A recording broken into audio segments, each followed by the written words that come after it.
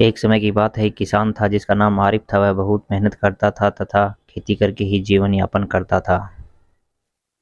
एक दिन जब वह खेत में काम करने के लिए जा रहा था तो उसे एक पक्षी दिखाई दिया जो कि पास में ही पड़ा हुआ था और उसके पैर पर भयंकर चोट लगी हुई थी। वह किसान उस पक्षी के पास जाता है और देखता है कि वह पक्षी बहुत ज्यादा घायल हो चुका है। अगर वह पक्षी थोड़ी देर और रहा तो शायद वह मर जाएगा। यह सोचकर वह उस पक्षी के और पास जाता है। वह पक्षी भी उसको बहुत ही दया की नज़रों से देखता है और सोचता है कि शायद कोई उसकी सहायता करे। उस पक्षी की आंखों में पानी बह रहा होता है तथा वह बहुत दर्द में तड़प रहा होता है। आरिफ नाम का वह किसान उस सारस पक्षी को बहुत ही प्यार से दुलारता है और उसको अपने घर ले आता है तथा उसे पानी पिलाता है और उसके बाद उसके पैर पर लगी हुई चोट को दवाई और पट्टी लगाता है।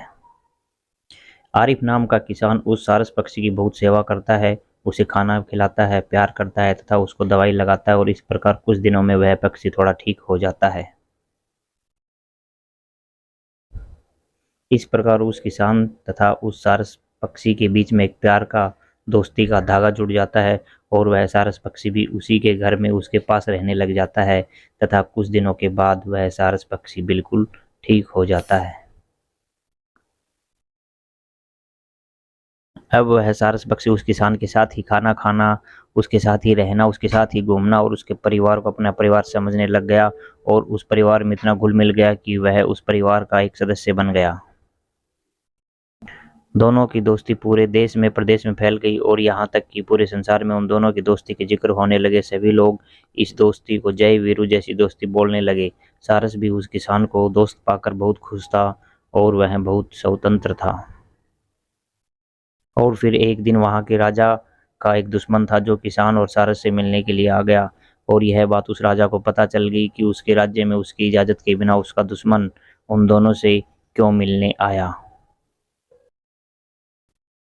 और यह बात उस राजा को बहुत ही बेकार लगी कि उसका दुश्मन उनसे मिलने के लिए क्यों आया। वह राजा बहुत ही क्रोधित हुआ और क्रोध में आकर उसने अपने मंत्रियों से कहा कि जाओ और देखो कि क्या मेरा दुश्मन सारस और उस किसान से मिलने के लिए आया था। यदि हाँ, तो उन दोनों सारस और किसान को अलग कर दो और दोनों को ऐसी सजा दो ताकि ऐसी दोस्ती का कोई उदाहरण ना दे सके और ना ही कोई आगे ऐसी दोस्ती करे। राजा का आदेश पाकर उसके मंत्री उस किसान के पास पहुंचते हैं। उसके बाद सारस और किसान को अलग कर देते हैं। राजा के मंत्री सारस को लेकर चले जाते हैं और चिड़ियाघर में कैद कर देते हैं। उस किसान को चेतावनी देते हैं कि वह कभी भी सारस के पास न आए। वह किसान बहुत दुखी होता है, अपने दोस्त की जुदाई सहन नहीं कर पाता। वह बहुत रोता है और वह खाना भी नहीं खाता है। उसकी तबीयत खराब हो जाती है और उस गांव के लोग भी बहुत ज़्यादा दुखी होते हैं। सभी लोग कहते हैं कि यह राजा ने अच्छा नहीं किया। किसान का दोस्त सारस भी बहुत दुखी होता है। राजा के मंत्री सारस को जबरदस्ती उठा के लेकर चले जाते हैं। दोनों दोस्त रोते हुए, आंसू गिराते हुए जुदा होते हैं।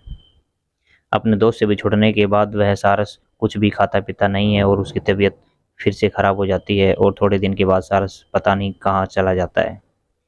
इधर किसान भी अकेला पड़ जाता है और कुछ दिन के बाद किसान बीमार पड़ जाता है तथा वहाँ का राजा भी किसान को दोस्ती की सजा देता है। इस प्रकार किसान और सारस की दोस्ती का अंत हो जाता है। दोस्तों, इस कहानी से हमें क्या शिक्षा मिलती है, कमेंट सेक्शन में ज़रूर बताएं। Thank you.